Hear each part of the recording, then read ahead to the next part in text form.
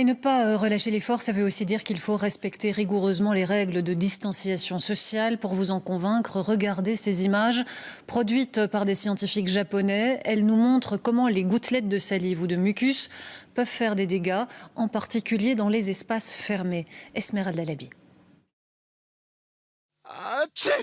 Tout commence par un éternuement, avec de gros postillons. À l'œil nu, on voit très bien qu'il tombe rapidement au sol. Mais avec une caméra sensible, on distingue autre chose, les petites particules qui, elles, flottent dans l'air. Lorsque deux personnes se trouvent dans une même pièce, la démonstration est encore plus flagrante. Les micro-gouttelettes restent bien en suspension.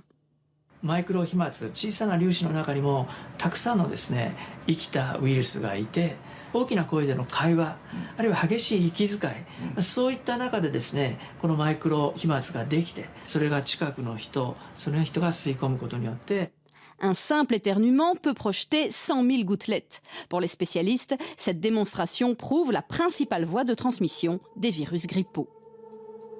Il y a certaines barrières physiques lorsqu'on respire. Il y a le nez avec du mucus, des cils, etc., qui sont censés empêcher les particules les plus grosses de pénétrer plus profond jusqu'aux poumons, alors que les micro-aérosols, eux, peuvent pénétrer jusque dans les alvéoles pulmonaires. Autre expérience dans le même style, 10 personnes sont rassemblées dans une pièce. L'une d'elles tousse. Les grosses gouttes en vert et bleu finissent au sol en moins d'1 minute.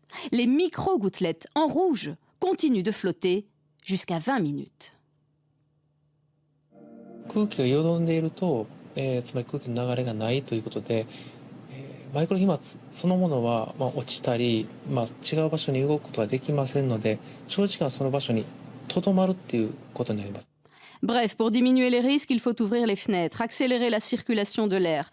Les scientifiques japonais parlent d'1 heure pour limiter l'infection. Par contre, ils n'ont pas analysé la durée de vie du virus dans les micro-gouttelettes. Or, on le sait, ce qui est infime se dessèche rapidement et ce genre de virus supporte mal le dessèchement.